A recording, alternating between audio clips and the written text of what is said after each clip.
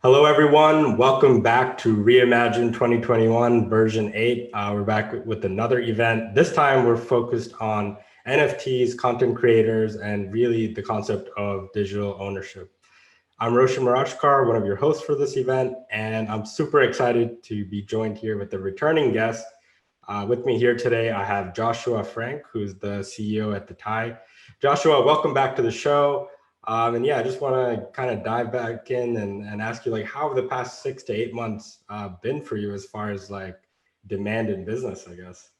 Yeah, thanks for having me. Super excited to be here. Never thought I'd be a speaker on NFTs. It's funny. I still remember back in 2018 or 2019 there was this event NFT NYC, and I didn't get NFTs. Like I didn't understand it. I didn't get it. And, somebody was telling me they were speaking at an NFT event. I'm like, you're speaking at an event for pictures that you have on your computer, and I was like so confused. And then I remember I was actually at Gemini's office the day after they bought Nifty Gateway, and I was talking to one of the people on their acquisitions team, and I was, I didn't say anything, but I was like, why would you spend $5 million on this thing? And now we've come full circle to the point where I'm talking about NFTs. So, kind of funny to be here. How have the last 6 to 8 months been, though? I mean, the last 6 to 8 months for anybody in the space have been fantastic. They've been great. I mean, the growth that we're seeing is I'm not talking about our business specifically, but I mean, as an industry, is unbelievable.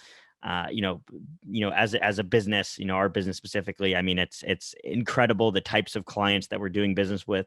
I mean, we have clients now that weren't in crypto 6 months ago. We have clients that weren't in crypto last week and they're in crypto this week. I mean, it's gotten to the point that it's that ridiculous. We're seeing massive asset managers, 40, $50 billion hedge funds, pensions, endowments, multifamily offices, you name it, all sorts of large institutions get into the game. And I think the coolest thing that I'm seeing is there was a lot of talk even 6 months ago that the institutions are here and they're just here for your Bitcoin. And I also said that, right, that the institutions were just coming for Bitcoin. They weren't here for other assets. But I could tell you from dealing with these clients directly, they are trading crypto now. They are trading more than just Bitcoin. They are trading more than just Ethereum. They're not buying your shitcoin bag number 384 down the list on Coin Market Cap, but they're definitely here, in serious force. And so, I mean, it's a great time to be in crypto, whether, you're looking at retail interest or institutional. Yeah, it's great to hear that you're adding more clients, and I think that kind of matches the demand in the space. Everyone kind of getting exposure in different ways. I think last time that I was talking to you here, we weren't even talking about the rise of DeFi. So let's kind of wind back, and I want to ask you about that. Like, what have you seen, or what do you think is responsible for the rise of DeFi, even in the last year? Is it just heavily sentiment based, or is it just people actually interested in, I guess, making more money? I mean, did you just hear your second question? Why is DeFi doing well? Is it because people want to make more money? People always want to make more money. I mean, I think people like to make crypto like this mysterious thing or whatever, but like in the pandemic, what has done well? It is sins, right? It is gambling, it is alcohol, it is sports betting, right? It is crypto, right? And with DeFi, what is DeFi? DeFi is kind of just gambling and betting. I mean, the crazy thing I love DeFi. Don't get me wrong. I'm making so much money. I'm having the best time of my entire life. Like it's great. I have, you know, this asset and I'm staking it here and I'm farming it there and blah blah blah blah blah and I'm earning yield in now like Pancake Bunny and this and all this dumb stuff. It's fantastic. It's great. But like, what is DeFi really? I mean, when you think about it, right? I'm taking an asset. Let's say, let's go to Binance Smart Chain off the bat because I brought up Pancake Bunny, which is great by the way. If you have Pancake Swap, it needs to be on Pancake Bunny. It's paying like 300% yield, 100% yield in Cake, and 200% in Bunny for staking Cake, which is just a great yield, and Cake is going up. But my point being is that we're talking about yield in something called Bunny.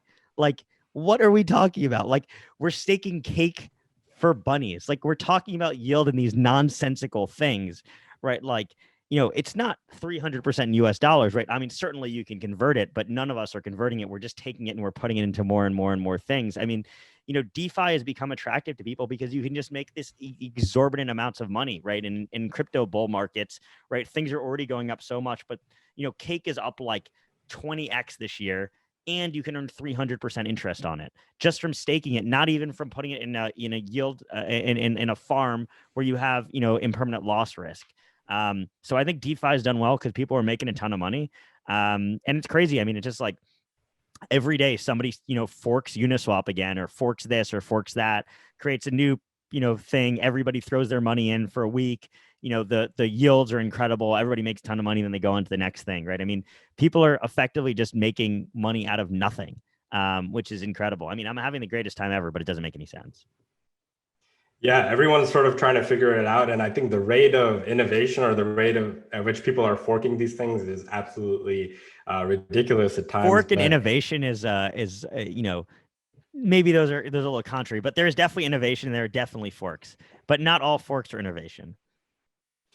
Yeah, exactly. Like it's arguable sometimes, I guess. People are tweaking different things here or there, but from your perspective, what are the metrics you look at when you're looking at the success of DeFi versus something like NFTs that's so new? Like, kind of walk me through that process. What do you actually think of?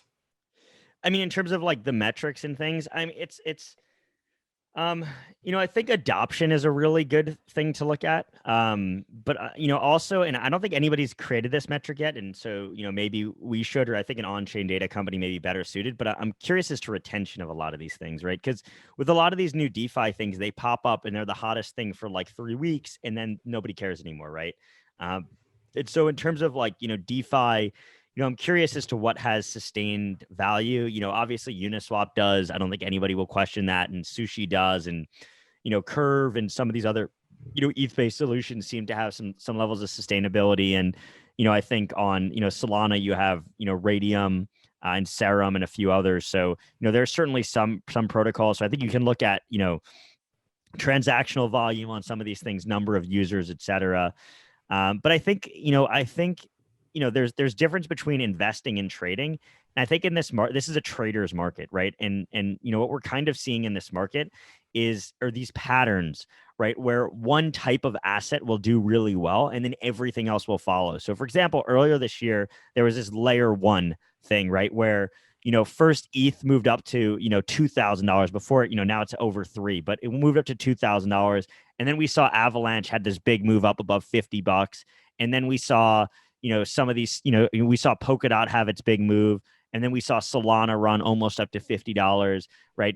BNB has run up to almost $700, right? And, there are these patterns and like everybody aping into L1s, and like whichever L1 hasn't moved yet, let's go into the next one, right? And then it became, with NFTs, right? It was like, okay, Chili's had this giant movement. Okay, because Chili's has already moved, what is the second best NFT, collectible token that I can go into? And then people went into Theta, right? And then people went into, Flow when Flow launched because of Dapper Labs. And then everybody went into Rally, right? And, Rally listed on CoinList and a few other places, right? And everybody went crazy for that. And so I think what we're seeing in this market isn't so much like hey, this thing is actually valuable, let me invest in it. It's more like, hey, this is the next hot thing. Let me throw all my money at the second best version of it, which hasn't moved yet. And I feel like that's what we're seeing with NFTs and with DeFi and with a bunch of other things.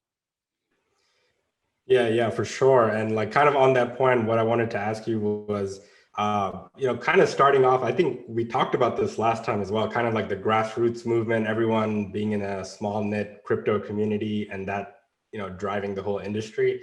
Why do you think NFTs were so unique in the sense of, I feel like it was driven a lot by the social sentiment? Like, what can you tell us from what you've seen? How has social media like influenced NFTs specifically? Yeah. Well, I mean, I think I can actually share my screen. I can show you a couple things. Hold up. This is going to be in a Word doc, so I apologize. This is not the most formal people, but this is looking at DeFi versus NFT mentions in mainstream media. And you see DeFi, right? Obviously, DeFi within crypto has become a larger part of the conversation. But if you look outside of crypto, right? I mean, look at NFTs. They're surging to, 10 times or, 5 times the level of media attention that DeFi has, right? And I think NFTs, and I think also DogeCoin, we actually shared a chart on Twitter today, which is kind of similar, of Dogecoin media mentions versus Ethereum. And Dogecoin now has more mainstream media mentions than Ethereum does. And I think NFTs have done the same thing, right? I think there are a couple things that have kind of escaped outside of the crypto bubble and kind of entered the mainstream. And I think NFTs are one of them, and I think DogeCoin is the other good example of that. And there are some other examples from TikTok, like the Safe Moon thing.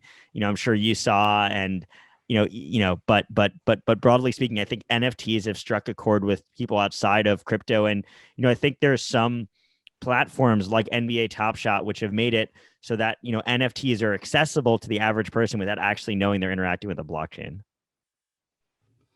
Yeah, there are some projects like that are coming out that are just less blockchain based and more, I would say, commercial based to get more people involved. But what do you personally think of NFTs? Like, are they like a social mechanism, or is it more of a store of value? Like, I guess the current state of things, how people are using them. Yeah, I mean, look, I think it depends, right? I mean, I think the same thing with Top Shot, right? Are people using Top Shot because they think a virtual trading card is super cool or a virtual moment? Not really. Why was everybody talking about Top Shot? Because they're like, look at the price, look at the price, look at the price, look at the price, look at the price, right? All this NFT news is people 69 million, right? It's the same thing as DeFi, right? It's people chasing money for the most part, right? And so, look, I certainly think, some of this virtual artwork thing, potentially has legs. I think a lot of it is garbage. I think the problem is, when you have a lot of money come into something really, really quickly, it encourages bad behavior. And it encourages a lot of stuff to pop up, right? Like Lindsay Lohan launching NFTs and all sorts of other nonsense. And so, look, I think, this market is going to correct, and, a lot of this stuff is going to be worthless. But I think there are some cool ideas and concepts that are going to come from this. Like, I don't think the NBA Top Shot idea is a bad idea. Like, I think it's a cool idea, and I think things will emerge from that. I mean, I know we were talking before about like Zed, which is this new virtual horse racing thing where you can, basically get an NFT of a horse that has different genetic makeups. You can breed that horse. You can breed it with different horses. You can train it. You can race it. You'll be able to gamble on those races. Like, I think that's a pretty cool idea. And so I think NFTs as an idea are, it's pretty broad, but I think there's different implementations of them that maybe make sense. And so I think it's like anything, like with 2017 with crypto, right? 95% of stuff got shaken out. I think it's the same thing. 95% of this market or more is going to get shaken out. But I think there will be some use cases for virtual collectibles that, seem to live on. I mean, I think it's, we've hit escape velocity on a lot of this stuff, but, we're already seeing the market correct a bit. Yeah, we have seen multiple market corrections. I think it's also interesting that NFTs, some people think of them as a asset class, and then some people just think of them as collectibles, something that I guess you're not supposed to really use. To kind of wind back a bit, what can you tell me about, like, what do you think institutions are the most interested in right now? Is it just still getting exposure to these assets, or have you seen any other type of inclination for them to be, I guess, more involved in some of the underlying technology and protocols? Yeah, I mean, it's really a mix, right? I mean, you have your institutions that just want to buy Bitcoin, and then they just want to hold a Bitcoin position, right? Because they want it as this macro asset. You have institutions that are trading now. You have institutions that are exploiting market inefficiencies. We always did, right? You always had a lot of the biggest traditional Chicago prop shops that were in crypto. They've been here for years, even if they haven't said it, that were trading and taking advantage of inefficiencies. You have institutions that are now trading DeFi. I mean, I spoke to one of the biggest banks in the world. Everybody knows the name. Not going to publicly say who it is. It's public information that they're launching Bitcoin trading. It's not public information that they're also considering launching DeFi trading because they're hearing demand from institutional clients. This is one of the biggest banks in the world, talking about potentially allowing clients to trade DeFi. And so, I think that there's a lot of interest in a lot of different things, right? I think people see this market and they see how crazy it is. And, institution wants to, if there's money to be made, an institution's going to come and try to make money. And I think, there's lots of different things. I mean, in terms of the underlying technology, I mean, certainly we see people talking about things like tokenized bonds and tokenized real estates. I had a conversation with somebody the other day about bringing depository receipts to the blockchain. We're doing depository receipts for crypto assets. And so, yeah, I mean, I think it spans the spectrum, but it's definitely not just Bitcoin at this point. I mean, institutions are looking at everything. I mean, Andreessen Horowitz being a great example. They're raising $1 billion crypto fund, and they're not just buying Bitcoin. Yeah, they are looking to get exposure into, I guess, a variety of assets as they get more educated and even learn the differences between these different assets. And I think that's what a lot of people have been doing in the space right now, still, I guess, learning about things like Ethereum or even alternatives that they can actually use. But kind of going back to NFTs, um, how would you personally, or even from the TIE, I know you guys look at a lot of data, how would you say people are evaluating the value of these NFTs right now? Because I would say compared to a coin or something like that, you can actually see the charts, but do you think that same type of numbers or charts exist for NFTs, or is it So locked into each platform? Yeah. with Top Shot, I mean, they've done a pretty cool job. There's some third-party companies. There's I think Slam Collectibles, NFT Slam or something. I could be wrong on the name. They've done a pretty good job at showing transactional values. There's different websites where you can track the value of Top Shot cards over time. I think it depends on the liquidity, right? Some of these things are completely illiquid, and so there's not really a way to value them or track them.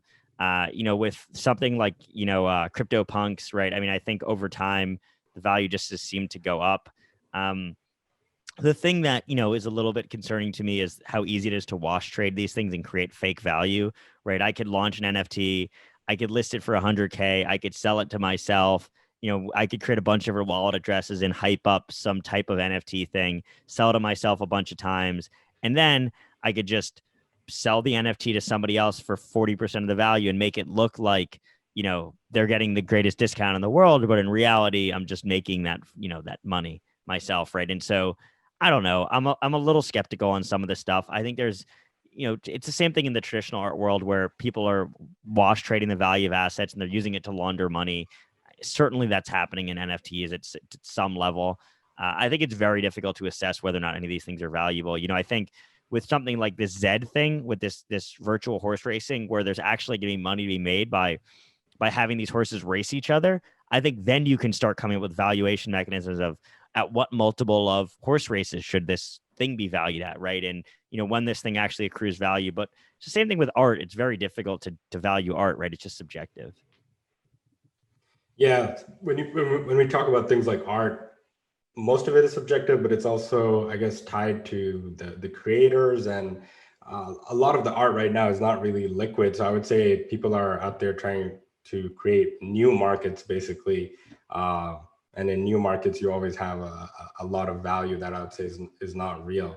But what effect do you think it will have on just our industry in general? Do you see the change of people wanting to participate in more of these protocols?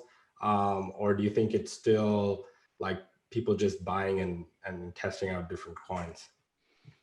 I mean, I think that a good thing would be if these things were fiat on ramps for people into crypto and it was their first exposure into the market. And then they then took their capital and they, if people, I don't know, I don't have the data. I mean, I'd be curious if other people do on looking at like number of OpenSea accounts or other and Nifty Gateway or whatever else of people that hadn't had crypto wallet addresses before. And obviously, I have a different wallet address for interacting with some of these platforms than I have for others, right? So you can create multiple wallet addresses, but I'd be curious as to like look into how many people were never interacting on a blockchain before and now are interacting directly on Ethereum, for example, because of NFTs. So I think that would be a really good way to gauge, how much new interest is in the space. I don't think it's like an exorbitant number of people though, right? I don't think there's millions of people around the world that are buying these things, right? I think you have a group of very high net worth people that are buying and selling these things back and forth from, between one another.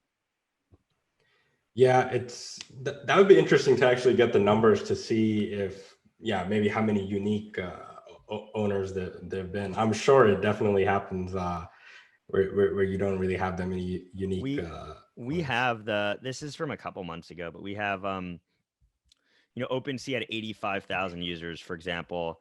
Top Shot had 272K, right? And then you get down the list, Rarible had 38K, and a few other, had 3K, 4K, 5K. I mean, that's not very many people.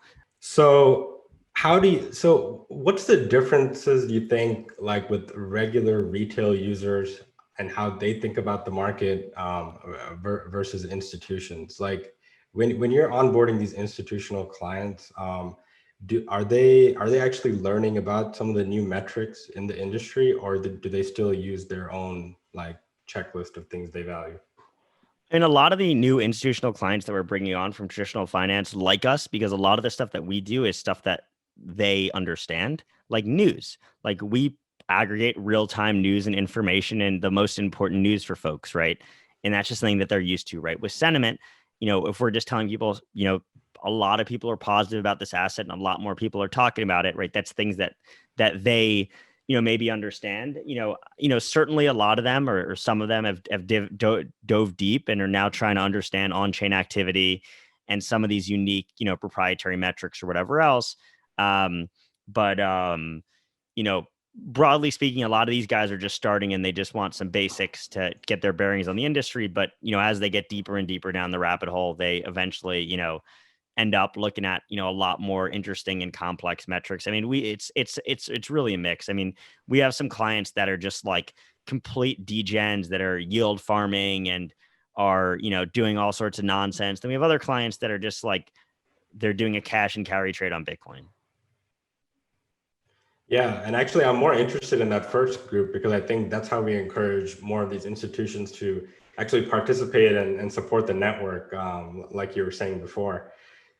So I don't know if we covered this, but like, what was the first NFT you bought, and are you gonna buy more? Like, what what interests you the most about NFTs right now?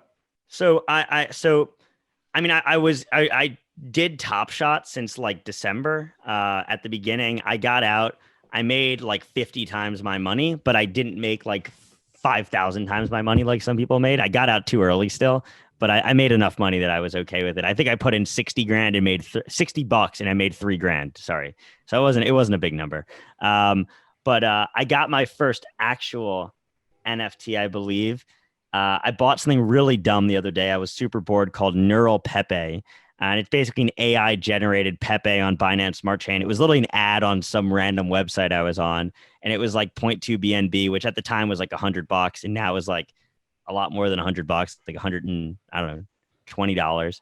And, or more, $150, whatever the number is. And so I bought one, and it's really stupid, and it serves no utility. But I'm earning this token called AI, which I can then use to rename my Neural Pepe. So I can't say that I did this as an investment. I just thought it was stupid, and I should spend $100 on it. But it was there's no investment thesis behind this. I just thought it was funny. Yeah, it's kind of the rise of, I guess, some of these social tokens, and then you have a lot of marketplaces where people are just uploading anything they can, right? So how do we make those marketplaces more sustainable? Is there any data that you can actually see when you're actually looking at an NBA Top Shot or something like that, where maybe the supply doesn't meet the demand? That's what we saw at the beginning with Top Shot, right? I mean, the supply clearly didn't meet the demand, or the price wouldn't have gone up as much as it did. But now, it still seems like there's a little bit of that, right? Every time they release a pack, there's still this giant wait. I mean, I know personally, this is not, this is just not quantitative. It's just my personal experience. I mean, I don't even look at the pack drops anymore because I'm just like, all right, I'm over this. I've had enough. So yeah, I mean, I don't know if there's a specific metric. I mean, the metrics that we're looking at with social tokens are no different than any metrics we're looking at with other tokens for the most part, right? It's, are people using these things? Are people talking about these things? Have they grown over time? Are people increasingly more positive about these things? And where does sentiment and Twitter activity and news volume and all these different metrics on social tokens, rank, relative to other types of assets in the market? And certainly we saw a period probably a month or two ago where there was just this ridiculous outsized interest, especially in things like Chili's. It seems like it's come back to earth a little bit, but it's certainly there. Yeah, and I promised myself I wouldn't ask this, but I'm going to ask it anyway. Let's talk a little bit about Dogecoin because, I'm sure that you guys can actually see some interesting like sentiment and metrics around things like Dogecoin or a variety of these other coins. So, what do you like what do you tell your clients if they asked you the value of some of those things? Like, So none of what our would you say? clients ask us for value. A lot of the clients that use us are using us more to stay on top of the market and to trade, not necessarily to invest. We don't have very many clients that are venture funds. They're mostly hedge funds. In terms of Doge, it comes up as a joke, but never in a serious context.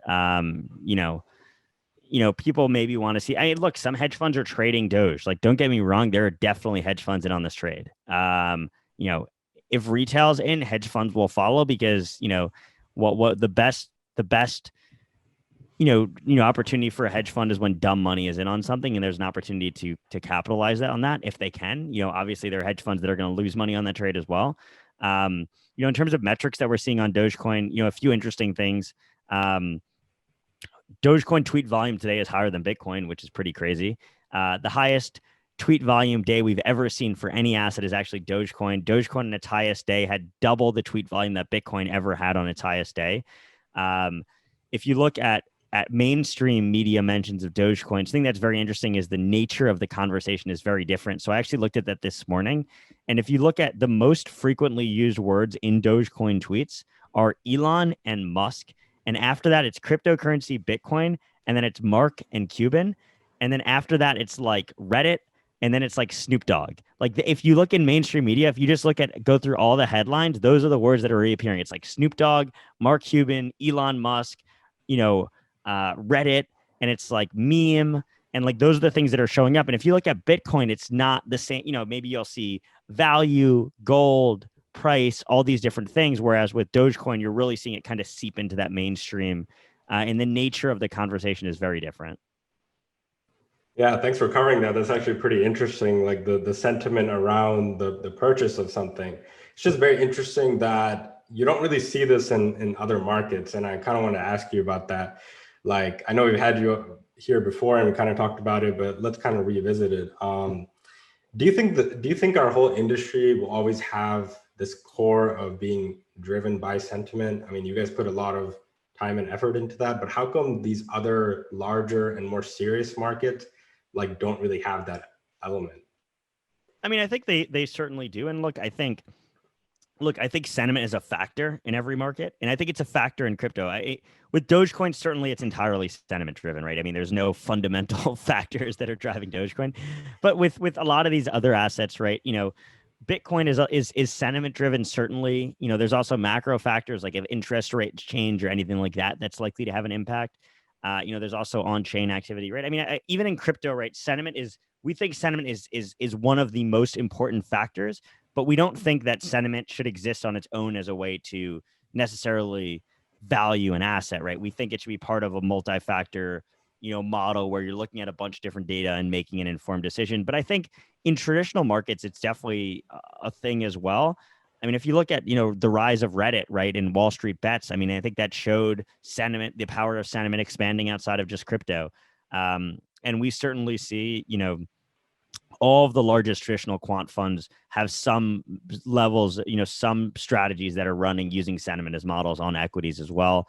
I think, we see it. I mean, with AMC and GameStop and all these other assets, right? It seeps into other asset classes, but certainly crypto is the most sentiment driven because, unlike traditional assets, crypto doesn't have any traditional fundamentals, right? And you can argue that some of these DeFi protocols are starting to have something that reflects fundamentals, but broadly speaking, I mean, there's no dividends, there's no earnings, there's no revenue, right? There's no PE ratio, right? You can try to back something out for crypto, but there's no widely accepted valuation mechanisms in this market yet. Yeah, there's no like standardization of value, I guess. And some of these metrics are brand new, like they don't even exist outside our ecosystem. But I thought it was interesting what you just said because it made me think of, with the rise of NFTs, people are talking about secondary markets and also the split of royalties as it gets more mainstream. So then do you think we can actually use fundamentals if we have a lot of these traditional models, I guess, of evaluating value? Sorry, can you repeat that? You cut out for 1 second. Yeah, no, I was just saying, with NFTs, there's a lot of people talking about royalties and creating secondary markets. So although right now people are doing like funky things with NFTs. In the future, do you think that we can actually do fundamental analysis for that type of stuff? Potentially. I mean, I think you can value if there's a token associated with a marketplace. I think that's something you can do.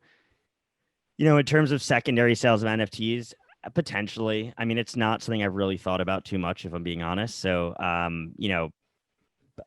maybe, I think it depends, right? I mean, I think something that has like an ecosystem, like a Axie Infinity or an NBA Top Shot or anything else, where it's kind of this like ecosystem and this game and this something that goes around it, right? And there's a lot more liquidity. You can certainly do that.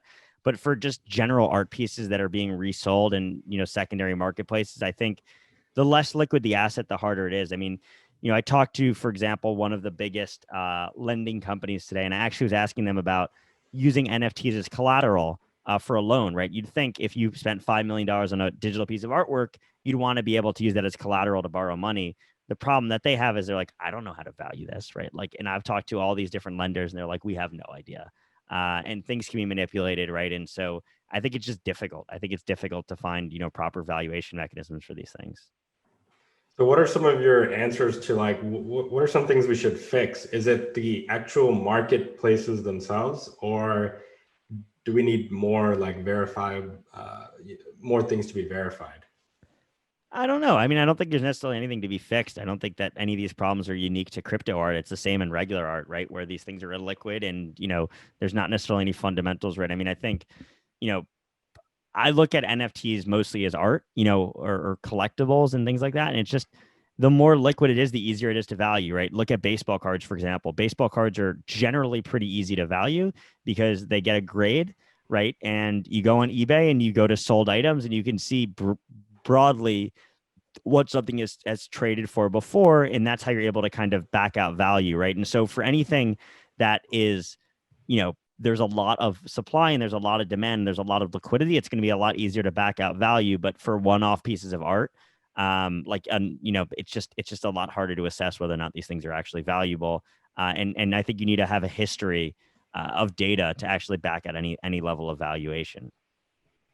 Yeah, and people are trying to create some of those histories just from the start. There's no like previous starting point, and there's no standardization of like how much value that initial starting point would be. And I think even yesterday, an interesting project just launched from Dapper Labs. So how quickly are you able to see, I guess, the rise of these new projects? Like, and maybe tell us a little bit about like how much resources does the Thai personally contribute to something like NFTs? Yeah, I mean, we're not super involved with NFTs. I mean, it's not like it's not a big focus of us or for our clients. I mean, we have clients that are trading NFT related tokens, but it's not something that's, part of our day to day. I mean, we're monitoring the market. We think it's interesting. I don't see a way for us to play in it at this point. Yeah, got it. It's not really maybe a established asset class yet. But I think since the time we've spoke, like what has been kind of getting more established is, again, a lot of these institutions joining in and each of them gaining exposure in their own way. Do you have any perspectives on like what is the goals of some of these institutions? I know everybody wants to make money, but are some of them more active than others? Like how active are they? It really depends. It's a total mix. And institution is a big word, right? So you have an institution that could be a family office that's just investing in a crypto fund. You can have an endowment, which is, doing the same. You could have a hedge fund, which is actively trading. It's a mix. We're seeing a really big mix. We're seeing large traditional funds setting up crypto trading desks and really getting involved.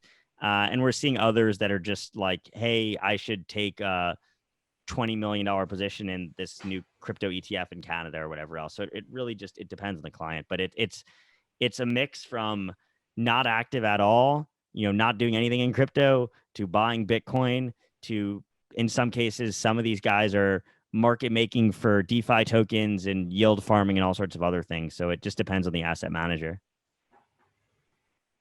Yeah, and a lot of traditional finance, it kind of depends who's at the top, and I think that's getting better, but it's still not the same as our crazy decentralized world.